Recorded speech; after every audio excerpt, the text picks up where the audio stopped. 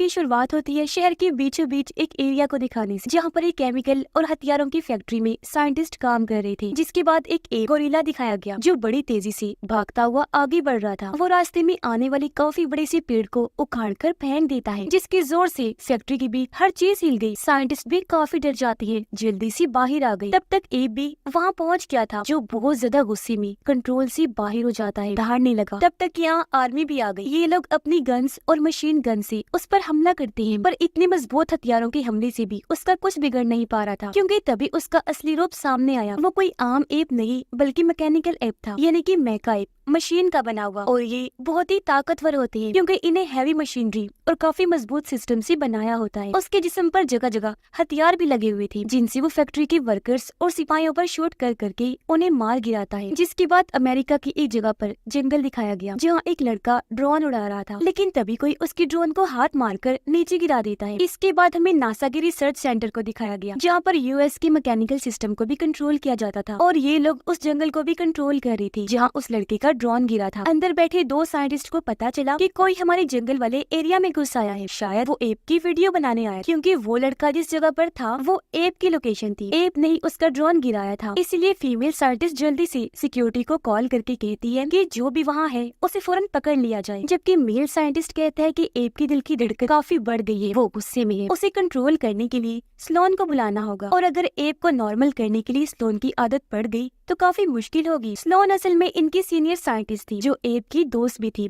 उसके साथ खेला करती थी। जिसके बाद हमें स्लोन दिखाई गई, जो भी इस जगह पर पहुंच जाती है। उसकी साइंटिस्ट दोस्त उसे सारी बात बता देती है कि एप की हालत बहुत खराब है, वो शदीद गुस्से में है, इसीलिए उसने ड्रोन भी फेंक गिराया। मेल साइंटिस्ट उसे बताता है कि हमने ड्रोन उड़ाने वाले लड़के को भी पकड़ लिया है। इसीलिए स्लोन और उसकी साइंटिस्ट दोस्त लड़के से पूछताछ करने जाती है, जो पेशे से प्रोफेसर था। दोनों उसे पूछती है कि तुम हमारे एरिया में क्यों आए थे। वो कहता है मैं तो नहीं आया, मैं तो बाढ़ की दूसरी साइड पर था। स्लोन कहती है पर ये ड्रोन तो तुम्हारा था ना, हमारे एरिया में आया है, इस बात को तुमने माना भी है। वो कहता है कि हाँ मेरा ही है, पर मैंने कुछ गलत तो नहीं किया। स्लोन पूछती है अच्छा ये बताओ तुम्हें एप की वीडियो बनाने के लिए यहाँ किसने भेजा था। इस पर वो ये बात टालकर नासा के कामों को बुरा भला कहने लगता है, और क्योंकि ये लोग नासा के लिए ही काम कर रहे थे, इसलिए वो इनको बातें सुनाने लगा कि नासा के काम देखो, एप को पहले स्पेस आसमान में स्टडी के लिए भेज दिया, और अब जब वो म्यूटेट होकर पूरी तरह बदल कर वापिस आया है तो तुम लोग उसे कंट्रोल ही नहीं कर पा रहे हो। इस पर स्लोन को गुस्सा आ गया। वो कहती है कि एप की सेहत की और सारी जिम्मेदारियां मेरी हैं, तुम्हारा मसला नहीं है, अपने काम से काम रखो। जो कहकर वो उसे यहाँ से भेज देती है। उसकी साथी साइंटिस्ट स्लोन को बताती है कि एप को जल्द से जल्द यहाँ से दूसरी जगह भेजने का कहा गया है। स्लोन कहती है कि मैं एप को किसी बंद जगह पर नहीं रख सकती, क्योंकि ये चीज उसके लिए ठीक नहीं होगी। ये कहकर स्लोन अब्राहम एप के पास जाती है। उसके पास पर्पल रोशनी भी थी, जिसकी मदद से वो एप को कंट्रोल भी कर सकती थी। एप का साइज काफी बड़ा था। स्लोन उसे खेलने का कहती है, पर इस वक्त वो गुस्से में था, उसका खेलने का मूड नहीं था। तब स्लोन उसे समझाती है कि तुम्हें नॉर्मल रहना होगा तब तक जब तक तुम्हारे खून में एलियन के डीएनए को टेस्ट किया जा रहा है। ये बोलकर वो यहाँ से चली गई। अब हम एक कपल को देखते हैं, जो उसी जगह पर आए थे जहाँ मेका एप ने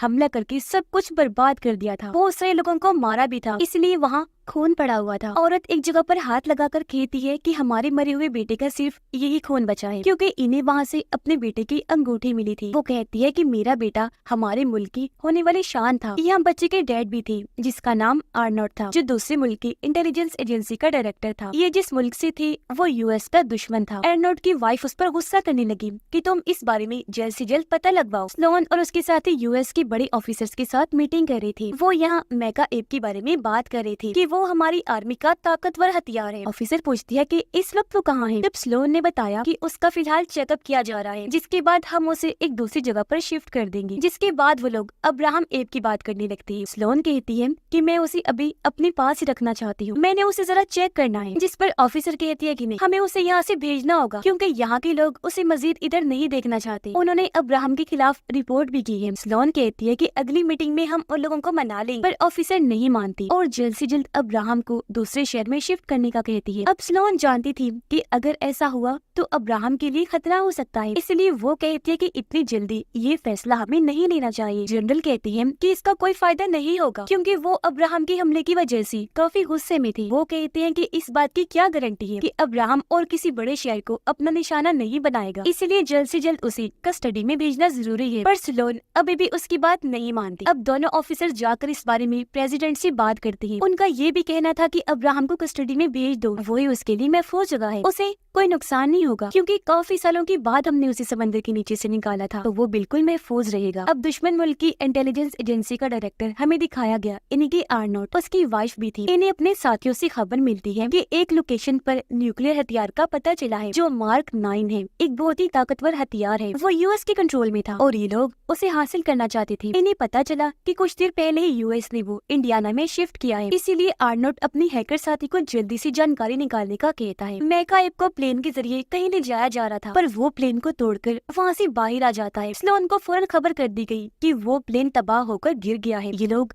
काफी परेशान हो जाते हैं क्योंकि चेक करने पर इन्हें प्लेन का मलबा तो मिल गया, लेकिन ये मेका एप को तलाश ही नहीं कर पा रहे थे। इसीलिए अब स्लोन और उसकी साथी यहाँ से निकल जाती है। उनके जाने के बाद मेल साइंटिस्ट के पास वो ड्रोन वाला प्रोफेसर आता है जो खुद को उनके साथ शामिल होने का कहता है क्योंकि वो इन लोगों की मदद करना चाह रहा था। कहता है कि मेरे पास एक थ्योरी है, आप लोग कई सालों से पूरी दुनिया में इंटेलिजेंस जहानत को ढूंढ रहे हो जो मुझे अब्राहम के अंदर मिल गई है। देखो, मेरा ड्रोन देखकर अब्राहम उसे नजरअंदाज भी कर सकता था, पर उसने छोटे से ड्रोन को अपने लिए खतरा समझकर उसे गिराकर तोड़ दिया। अचानक उसके दिल की धड़कन का बढ़ जाना, गुस्से में आना, ये सब अलग चीज थी। वो कहता है कि अब्राहम ने कितनी बड़ी तबाही मचा दी और अब अगर वो फिर से कंट्रोल से बाहर हुआ तो एक बार फिर हर चीज को बर्बाद कर देगा, इसलिए हमें इस पर कुछ करना होगा। उधर आर्नोट कैसे भी करके वो हथियार हासिल करना चाहता था जो एक डिवाइस जैसा था, इन्हीं के मार्क 9। ये लोग प्लान बना रहे थे। एक साथी कहती है कि जिस लैब में मार्क 9 है वो पहले फ्लोर पर है, वहाँ से हम मार्क 9 को ले लेंगे, पर एक मसला है, सिक्योरिटी वहाँ बहुत सख्त है। जिस पर दूसरी साथी बताती है कि हम सिक्योरिटी को किस तरह चकमा देकर अंदर जाएंगे। स्लोन और उसकी साथी उस जगह पर पहुंच जाती हैं जहां पर वो प्लेन तबाह हुआ था। यहाँ पर आर्मी ऑफिसर भी आ चुके थे। आर्नोट अपनी वाइफ समेत सबके 3 ग्रुप्स बना देता है और ये लोग अपने प्लान के मुताबिक आगे बढ़ने लगते हैं लैब में जाने के लिए। स्लोन, उसकी साथी और आर्मी ऑफिसर को पता चलता है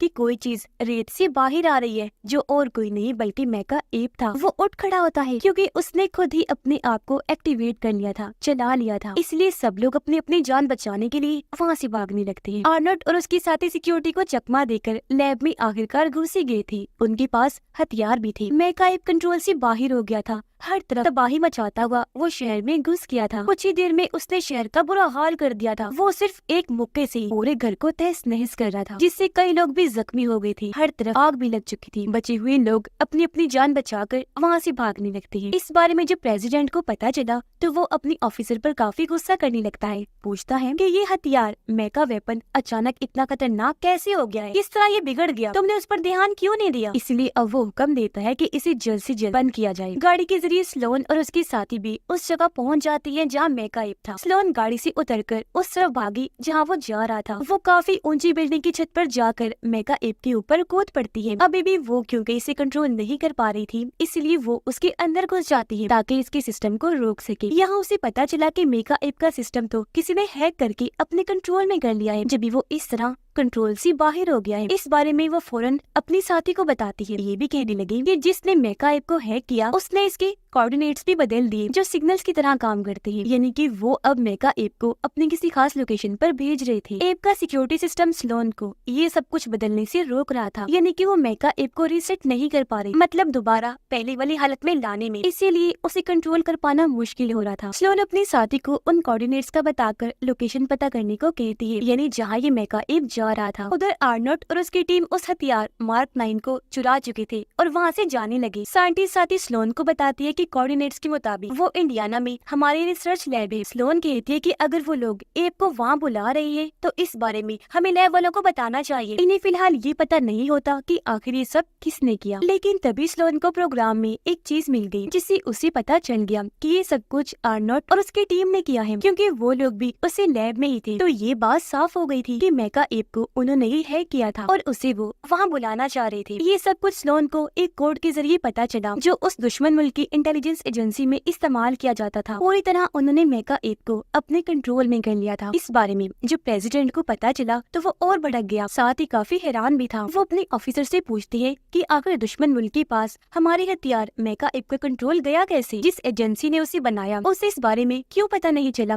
आखिर वो क्या कर रही थी अब तक। फिर वो पूछता है कि अब उसे कैसे रोकना है, क्या प्लान है हमारे पास। तब जनरल कहता है कि पहले भी उसे रोकने के लिए हमने अपने सिपाहियों की 2 टीम्स को भेजा था, जिसके बाद तीसरी को भी भेज दिया ताकि वो लोग उस मशीन को बंद कर दे। ये सुनकर फीमेल ऑफिसर कहती है कि ये नहीं करना चाहिए था, क्योंकि मेका एप चलता फिरता हथियार है। उसने पहले भी दोनों टीम्स को बुरी तरह खत्म कर दिया है। प्रेसिडेंट को भी उसकी ये बात सही लगी। वो कहता है कि मैं इस तरह अपनी आर्मी को मरते हुए नहीं देख सकता, इसीलिए अब हमें वहाँ अब्राहम एप को भेजना होगा, क्योंकि मैं जल्द से जल्द ये सब बंद करवाना चाहता हूँ। इसके अलावा हमारे पास और कोई रास्ता नहीं है। स्लोन मेका एप के अंदर 2 हथियारों के सिस्टम को बंद कर देती है, जिससे आर्नोट और उसकी टीम काफी परेशान हो गई, क्योंकि समझ रही थी कि एप के अंदर कोई मौजूद है। तो अब वो मेका एप को ठीक से कंट्रोल नहीं कर पा रही थी। वो भी तोड़फोड़ करते हुए उस लैब के पास पहुंच गया था और वहाँ से एक न्यूक्लियर हथियार मार्क 9 को उठा लेता है। यूएस के ऑफिसर्स 2 हेलीकॉप्टर्स लेकर वहाँ पहुँच गए ताकि अब्राहम को अपने साथ ले जा सके। यहाँ साइंटिस्ट और प्रोफेसर उन्हें मना करते हैं कि उसे इतनी जल्दी मत लेकर जाओ। प्रोफेसर भी उन्हें समझाता है कि ये फैसला ठीक नहीं, क्योंकि अब्राहम को अभी ये बात पता नहीं है कि जमीन मेरा घर है, क्योंकि उसे स्टडी के लिए स्पेस में भेज दिया गया था। तो अभी भी उसे यही लगता है कि स्पेस ही मेरा घर है, इसीलिए वो जमीन को बचाने के लिए कभी भी लड़ाई नहीं करेगा। ये सुनकर ऑफिसर्स उन्हें मेका एप के बारे में बताने लगे और कहते हैं कि अब्राहम उससे लड़ेगा, क्योंकि मेका एप के अंदर स्लोन है, जिसे बाहर निकालने के लिए अब्राहम उससे लड़कर उसे खत्म कर देगा, क्योंकि वो स्लोन से प्यार करता है। इसलिए वो अब अब्राहम को अपने साथ वहाँ से ले जाते हैं ताकि वो मेका एप से लड़ाई कर सके। पर ये काम रिस्की था, इससे स्लोन की जान को भी खतरा था, पर उन्हें पूरे शहर के लोगों की जान बचानी थी, इसलिए वो ये रिस्क लेने के लिए मान जाते हैं। अब स्लोन को भी पता चल गया था कि मेका के पास न्यूक्लियर हथियार है। वो डर गई, उसे बंद करने में लग जाती है, पर उसके लिए ये करना काफी मुश्किल हो रहा था। तभी वो सामने अब्राहम को देखती है, जिसे यहाँ लाकर छोड़ दिया गया था। वो उसे आवाज लगाकर बुलाने लगती है। उसे देखते ही अब्राहम भी उसकी तरफ आने लगा था, पर तभी मेका एप अपने मशीन गन से अब्राहम पर शूट करने लगता है। ऐसा होते ही स्लोन भी एप के अंदर ही फंस गई थी। मेका अब्राहम को गर्दन से पकड़ लेता है, उसे मार कर चोट पहुंचाने की कोशिश करता है, पर यह अब्राहम भी किसी से कम नहीं था। वो भी जवाबी हमला करता है, मेका एप को मुक्का देकर मारता है और ऐसे इनमें जबरदस्त लड़ाई छिड़ जाती है। पर अंदर स्लोन मेका एप की 2 तारों को काटकर आपस में जोड़ देती है। ऐसा होते ही मेका एप की आंखों में लाल रंग की रोशनी जलने लगती है। स्लोन ने ये इसलिए किया था ताकि अब्राहम को मेका एप से दूर कर सके, क्योंकि ये चीज उसने अब्राहम को सिखाई हुई थी, लाल रोशनी देखते ही दूर हट जाना है। इसके बाद स्लोन फीमेल ऑफिसर को कॉल करके बताती है कि एक ताकतवर न्यूक्लियर हथियार को मेका एप के साथ लगाया गया है। तो दुश्मन मुल्क की इंटेलिजेंस एजेंसी शिकागो में उस हथियार के जरिए धमाका करवाना चाहती थी, और क्योंकि इस वक्त मेका एप भी उनके कंट्रोल में था, इसीलिए वो शिकागो को जल्दी खाली करवाने का कहती है और अब्राहम को यहाँ से ले जाने का, क्योंकि वो काफी जख्मी हो गया था। प्रेसिडेंट ये सब जानकर कहता है कि हमें मेका एप को शिकागो पहुँचने से कैसे भी करके रोकना होगा। वो स्लोन को कहता है कि अगर न्यूक्लियर हथियार वाला बॉम्ब एक्टिवेट हो गया तो तुम्हें उसके फटने से पहले ही किसी जगह पर फेंकना होगा, एक ऐसी जगह जो बहुत ज्यादा गहरी हो, ताकि उस धमाके का असर आसपास हो भी तो कम ही हो। खबरों में दिखाया गया कि किस तरह मेका एप ने एक पूरे शहर को बर्बाद कर दिया था और अब वो दूसरे शहर की तरफ बढ़ रहा था, और क्योंकि स्टोन उसकी तारों को काट रही थी, इसीलिए उसकी ताकतें कम होती जा रही। आर्नोट की वाइफ अपने हस्बैंड को कहती है कि जब हम वापस जाएंगे तो इंटेलिजेंस एजेंसी हमें पकड़ने के लिए पहले ही वहाँ मौजूद होगी, जिससे हम समझ पाए कि ये लोग उस एजेंसी के लिए काम तो कर रहे हैं, पर ये सब कुछ एजेंसी से छुपके किया जा रहा है, मतलब उन्हें इस बात का बिल्कुल नहीं पता। इसी वजह से अमेरिकन एजेंसी को भी इस बारे में पता नहीं चल रहा था कि ये इंटेलिजेंस एजेंसी का काम है या सिर्फ आर्नोट और उसकी टीम का। अब आर्नोट की वाइफ कहती है कि ये मिशन पूरा करने के बाद हम अपने मुल्क वापस नहीं जाएंगे, बल्कि कहीं और जाकर गायब हो जाएंगे। पर आर्नोट उसे समझाता है ये सब हमने अपने मुल्क और बेटे के लिए किया है, इसलिए तुम्हें जरा भी डरने की जरूरत नहीं है। मेका एप की जगह पर दोनों साइंटिस्ट और प्रोफेसर भी पहुँच गए थे ताकि वो उसे रोक सके। मेका एप और अब्राहम दोनों शिकागो पहुँच गए थे और यहाँ आकर अब्राहम एक बिल्डिंग की छत पर चढ़ जाता है। स्लोन बार बार उसे यहाँ से भेजने की कोशिश करने लगती है, पर नाकाम ही रहती है। मेका एप जो नीचे था, उसने जब देखा कि अब्राहम बिल्डिंग के ऊपर है तो अपनी मशीन गन से एक बार फिर उस पर हमला करने लगता है। हेलीकॉप्टर में बैठकर साइंटिस्ट और प्रोफेसर मेका एप की तरफ बढ़ने लगे। स्लोन मेका एप को बंद करने की कोशिश करती है, लेकिन वो अब्राहम की मुंह पर जोरदार मुक्का मारता है। पर एक बार फिर अब्राहम उठा, लेकिन उसे काफी गुस्सा आ गया था। वो एक ट्रेन उठाकर मेका एप को दे मारता है, जिससे वो भी दूर जाके गिरता है। अब्राहम अपने कंट्रोल से बाहर हो गया था, गुस्सा करते हुए जोर से दहाड़ने लगा। फिर वो पूरी ताकत से मेका एप को मुक्का मारता है, जिससे वो नीचे गिर जाता है। ऐसा होने से जाहिर है स्लोन भी अब खतरे में थी। प्लेन में बैठा साइंटिस्ट बताता है कि अब्राहम ने मेका एप की गलत हिस्से को डैमेज कर दिया है, और अगर वो इस तरह उसकी धुलाई करता रहा तो मेका एप का सिस्टम गर्म होने लगेगा, जिससे धमाका भी हो सकता है। इसीलिए हमें कैसे भी करके अब्राहम को रोकना होगा। स्लोन को भी काफी मुश्किल का सामना करना पड़ रहा था, लेकिन वो मेन तारों को सिस्टम से अलग कर देती है ताकि मेका एप बंद हो जाए और बॉम्ब फटने न पाए, लेकिन इससे उल्टा ही असर बेहतर होता है। मेका इब और ताकतवर बन जाता है। एक बार फिर उठा अब्राहम पर अपनी मशीन गन से भारी हमला कर देता है, जिससे अब्राहम इतना जख्मी हो गया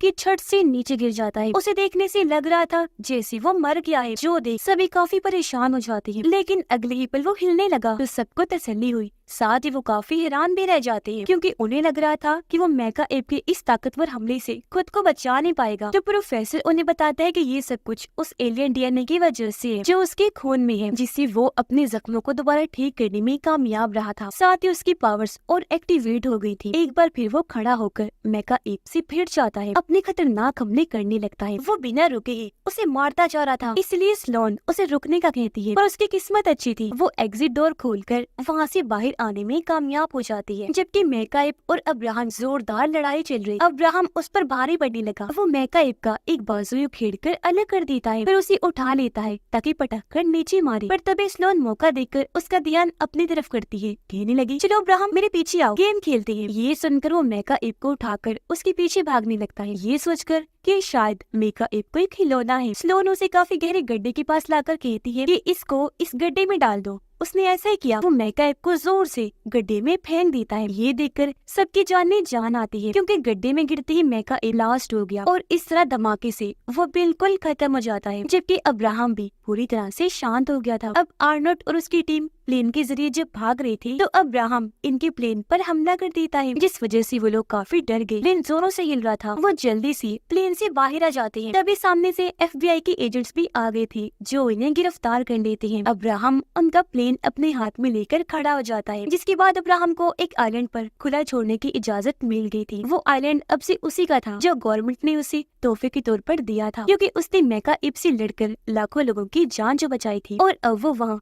आजादी से मजे से अपनी जिंदगी गुजार सकता था। उसे जैसे वहाँ लाकर छोड़ा गया, वो खुशी से वहाँ भागने लगता है। उसकी खुशी के साथ ही इस फिल्म की कहानी भी यहीं पर खत्म हो जाती है।